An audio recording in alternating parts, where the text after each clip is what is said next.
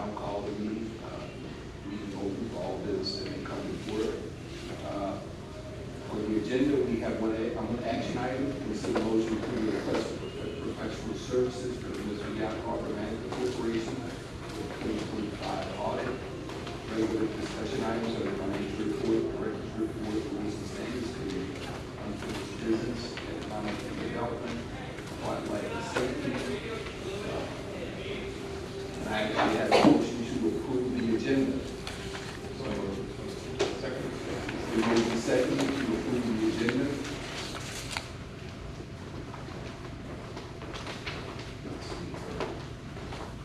Read the previous minutes, August 12th minutes, please.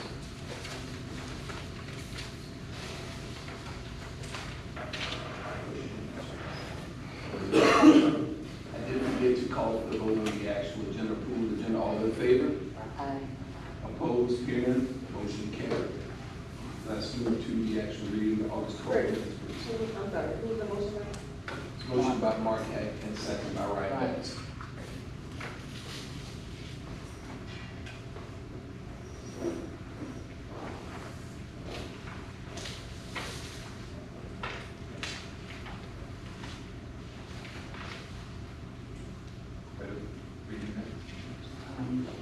The preliminaries meeting was called to order at 6:30. Christopher Hillman, the attendance was taken by Wendy Washington. The board members present were Akeisha, Christopher, Mark, Wendy, Lydia. The motion to amend the agenda by Mr. Heck, seconded by Ms. Turkey, and the motion was carried unanimously. Just to interrupt, we don't have to read the whole minutes. We said this last time. We went through all at the meeting. This is just approving that I had done. It's going to take a while. I think what we'll do is, I'd like to take a motion round to approve the minutes for August 12th meeting, please. So moved. Motion by Mark Heck, second by Ryan Banks. All in favor? Aye. Opposed? And then motion carried. We'll now move to the action item. Ryan? So that was both minutes, followed by family. We're doing this one? Okay. All right. And we move to the action item, please.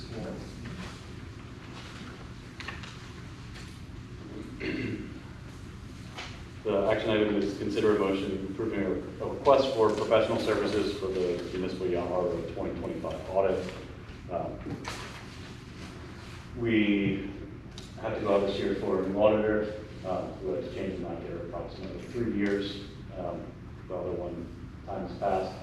And the board, we internally need a motion from the board to approve us, staff, to go out for professional services contract for under $100,000 using our internal procedures. It does not require advertising. It requires at least 3 submittals going through that whole process. So we'll reach out to 3 local auditors, have the RFPs presented, and then staff will pick the one that is the best fit. So from the board, I need approval to go through that process.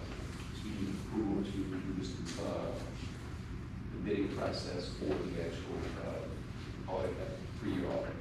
That's an annual audit. Annual audit every 3 years for bidding process. So in this case, because we're doing it internally, we'll do it every year.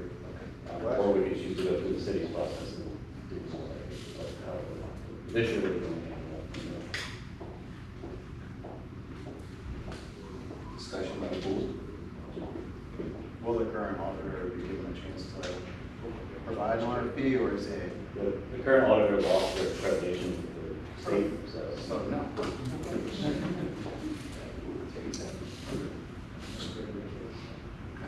Any other questions? I will now ask for an actual motion to Ryan, you really go out and find these, search for auditors. You know, Mr. Banks. Second by Mr. Heck. This time, is anyone in the actual audience have any comment on that? being said, we'll go for an actual vote. All in favor? Any opposed? I hear none, motion carries. And can we note that Ms. Williams will, Please note the minutes. My hearing is really poor, so I will be happy to speak A up. little- Thank you very much. that's why I'm sitting dead square. It's not a problem, I will speak up, no problem. With that being said, let's move back to the next item, financial report, please.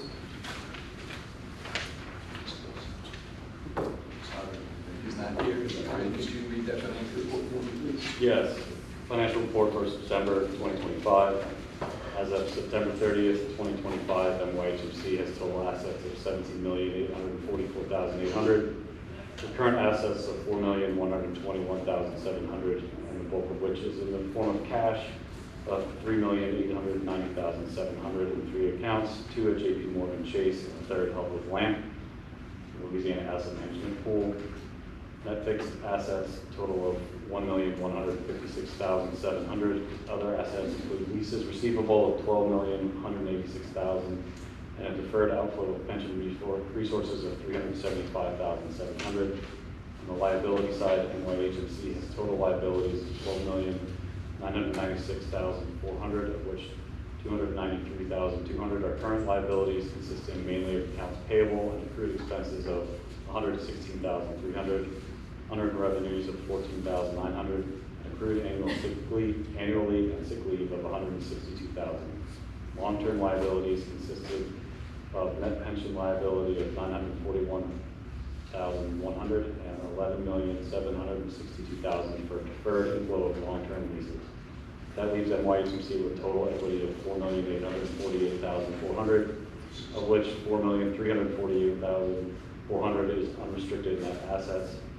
For the month of September, MYHMC has total revenues of $190,200 with total expenses of $162,500, which resulted in net profit of $27,700. Year-to-date revenues are $1,809,800 with total expenses of $1,559,300, resulting in a year-to-date profit of $250,400. Current slip occupancy is 97%.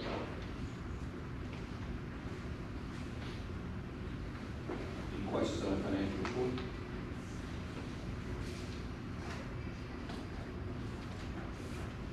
Questions? I'll now take a motion to accept the financial report. So, moved by Marquet, second by Lydia Cocher. Any public comment on this? All in favor? Aye. Any opposed? Hear none, motion carries. Move on to the director's report, please. Director's report, so, and just an update on the MYHMC position regarding the city's current financial situation. As a self-financed public benefit corporation, we do not expect to be affected by the budget reduction, hiring freeze, or potential furloughs. Historically, the MYHMC and the New Orleans Building Corporation have been specifically exempted from the budgeting provisions, and we can make use of exemptions for the hiring freeze. We will continue to operate as normal and work to increase services as we've previously planned. That being said, we can't control what the city does, but historically they have not asked us to furlough our budget because we're so totally self-financed. So we will hope that stays the case and fight for that to happen as well, so we can provide the services we need to. Derelict abandoned boats, the continuing process is still continuing. Fishing pier, we expect substantial completion by the end of the month of the pier itself. The restroom facility is currently advertising for bids. The new work truck is ETA at the end of the month. We're fully staffed on ground patrol officers, and because the truck should be arriving soon, we restarted the process of hiring a maintenance custodian to increase service. Pond upgrades. Working with capital projects to move that forward, however we want to do it, was a little bit more complicated because of the multiple contractors needed. So I'm reaching out to them to help us get the process going, however we decide to do it. Sale boathouses, no change. West End development, no update. And the current expenses for the invoice ending for August, it was $800,000. $8,876, which included a payment to HRNA of $8,513 for their work from April through June. And then this month's invoice for what services was $310, which was primarily a public records request that they were dealing with. That concludes the report. Does anybody have any questions on the director's report? Go for Charles.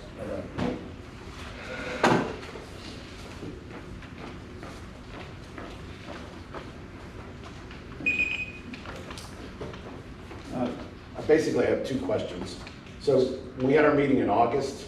2 days later, there was a budget meeting, and Finance Director Romney Samuel told Councilman Joe DeRusso his assumptions regarding West End were inaccurate. I wonder if you guys have any thoughts about what that meant. Was there anything that came back to you? After hearing that, she and he had an 8-minute discussion about West End, and that was 2 months ago. So how does that impact us?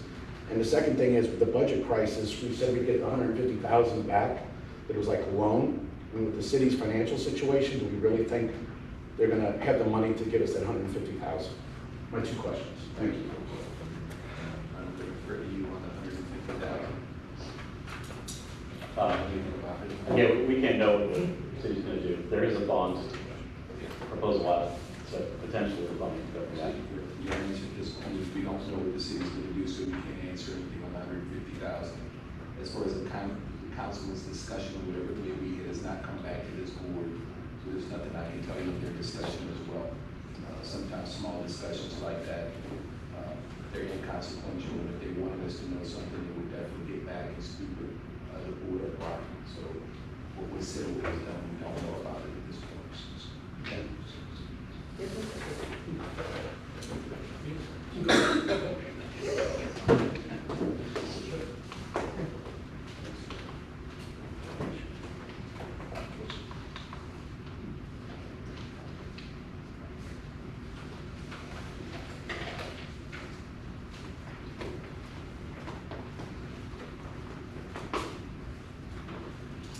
If you have 2 o'clock, do 7 minutes.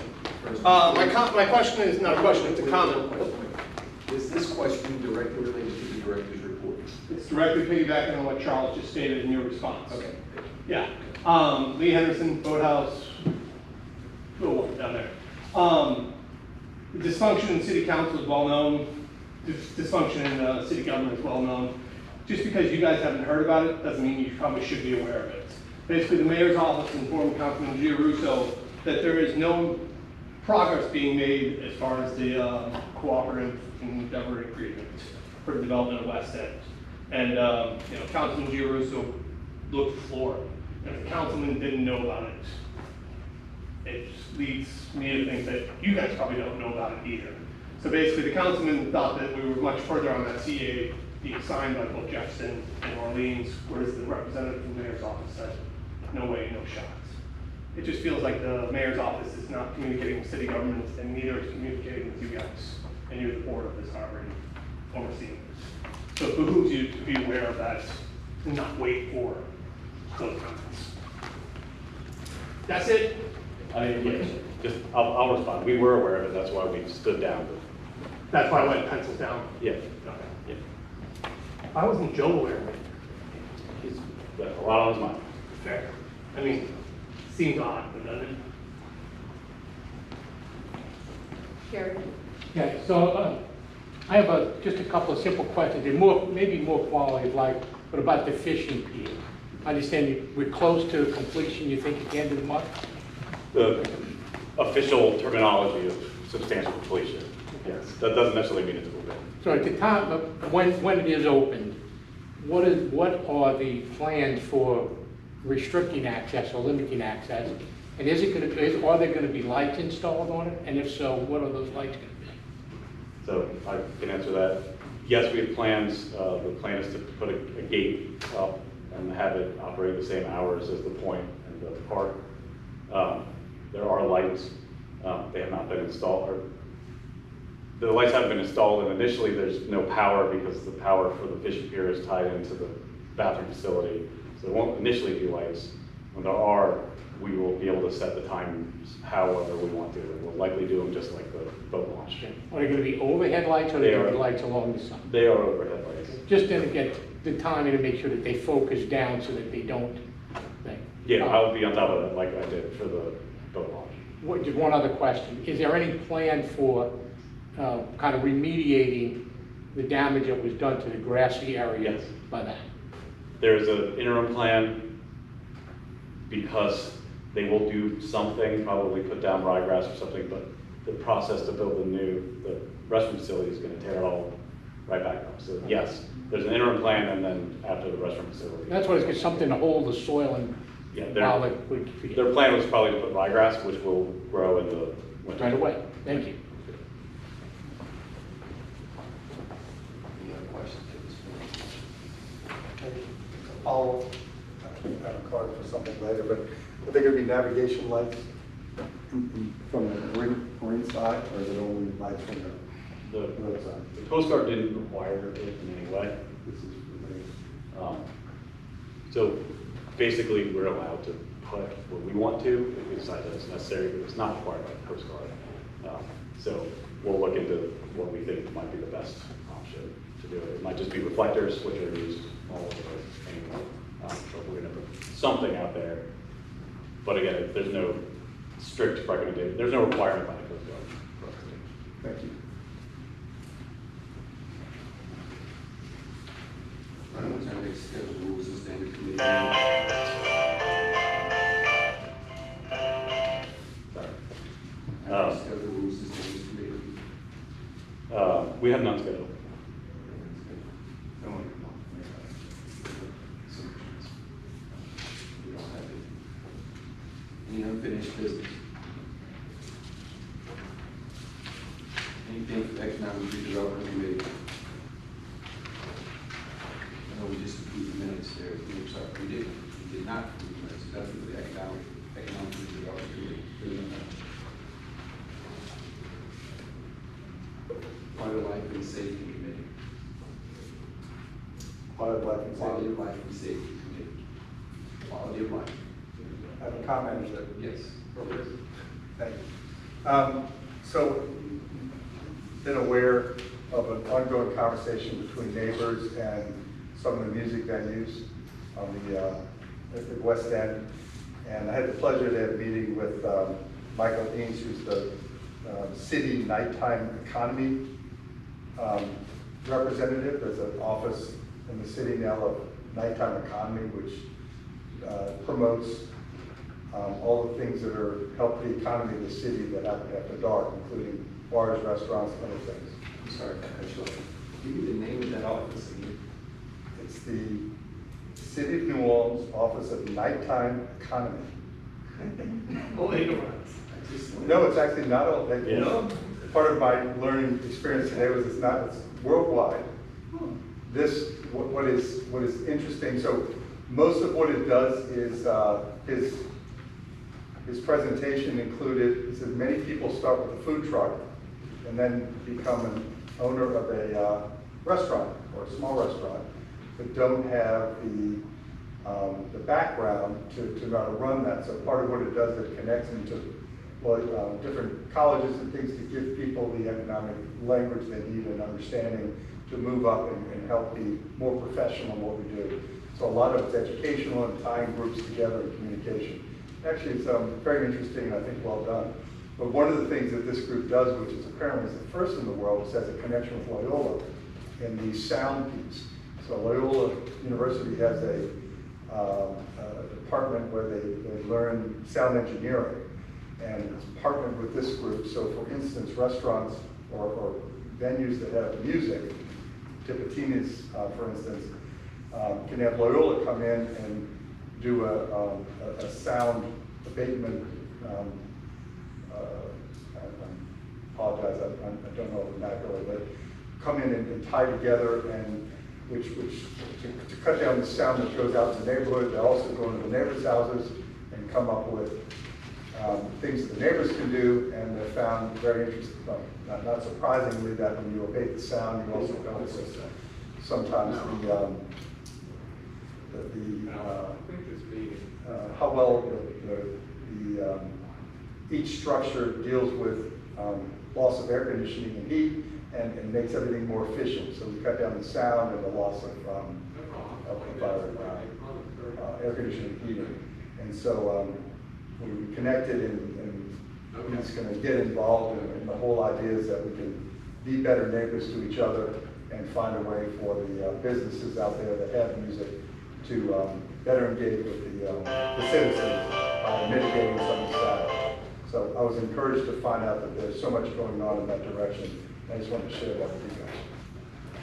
Thank you very much. Appreciate it.